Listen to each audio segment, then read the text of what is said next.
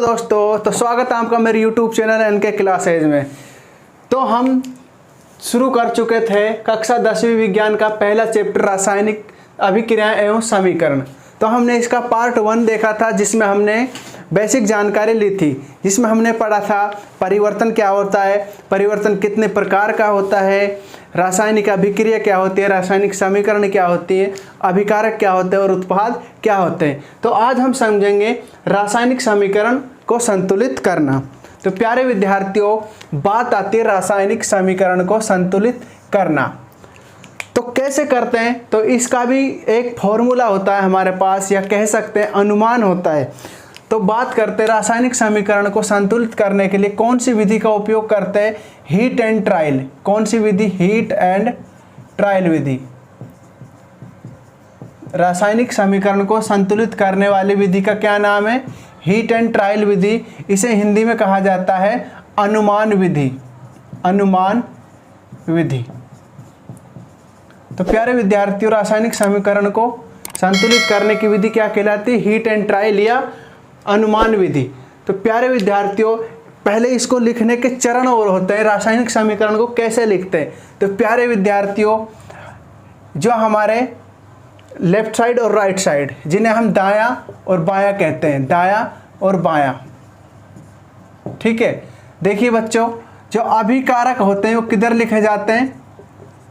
दाईं साइड।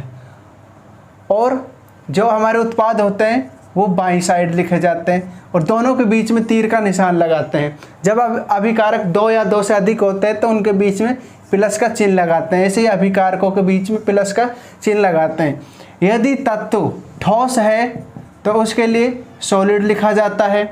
यदि तत्व द्रव है तो उसके लिए एल का यूज करते हैं, लिक्विड का। और यदि तत्व गैस है तो उसके लिए जी का यूज करते हैं। तो ये कुछ चरण है रासायनिक समीकरण को लिखने के। तो अब समझते हैं रासायनिक समीकरण को संतुलित कैसे करा जाता है। तो प्यारे विद्यार्थियों, सबसे पहले हम उदाहरण के द्वारा एक लेते हैं रासायनिक समीकरण। देखिए, ये हमारी रासायनिक समीकरण है।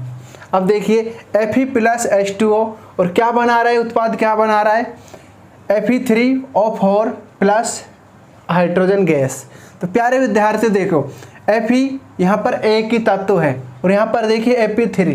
तो ये क्या है? असंतुलित है। अब इसको संतुलित कैसे करते हैं, इस चीज़ को यहाँ पर समझिए। इसको मैं मिटा देता हूँ अभी। देखिए, तो प्यारे विद्यार्थियों, सबसे पहले हमें क्या करना होता है? एक बॉक्स बनाना होता है। यहाँ पर एक बॉक्स बना लीजिए। यदि आप इस तरीके को सीख गए तो ज़िंदगी में कभी नहीं भूलोगे, और आपको चाहे कैसी भी रासायनिक समीकरण दे दे संतुलित करने के लिए, आप उसको तुरंत सेकंडों में कर दोगे। तो देखिए, ऐसे यहाँ पर 3 बॉक्स बनाने हैं, सॉरी 4। कितने बनाने? 4। यहाँ पर लिखने तत्व, यहाँ पर भी तत्व। अब देखिए, ये कौन सी साइड है? Right hand side. यदि मैं ऐसे खड़ा हो जाऊँ तो ये कौन सा हाथ? राइट, और ये लेफ्ट। तो ये वाली पहले कौन सी आएगी? राइट हैंड साइड, और ये लेफ्ट हैंड साइड, ठीक है। अब देखिए, और यहाँ पर एक चीज़ याद रखना, यदि ऑक्सीजन किसी भी तत्व के साथ जुड़ा हो तो वो अलग लिखा जाता है। जैसे मैं बात करूँ सल्फर डाइऑक्साइड, तो यहाँ पर ये अलग लिखना होगा, सल्फर अलग लिखना होगा, ऑक्सीजन अलग लिखना होगा। और याद रखना, यदि कोई तत्व अकेला है तो ये इसकी अणु संख्या कितनी है? 1 है, यानी कि इसके अंदर कितने तत्व हैं? 1 है सल्फर का। तो याद रखना। अब देखिए, और एक चीज़ और याद रखना, ऑक्सीजन और हाइड्रोजन को सबसे बाद में संतुलित करते हैं, ठीक है। अब देखिए, कौन कौन से तत्व है हमारे पास? Fe, यहाँ पर Fe है, यहाँ पर Fe पहला, ठीक है। तो ये वाला हो गया हमारा। इसके बाद हाइड्रोजन है, और क्या है? ऑक्सीजन है। इसके बाद हमें क्या करना होता है? दोनों तरफ ऐसे ही लिखने होते हैं। इसके बाद हमें इनके तत्व देने होते हैं। इसके अंदर राइट हैंड साइड में कितने फेरियम के तत्व हैं?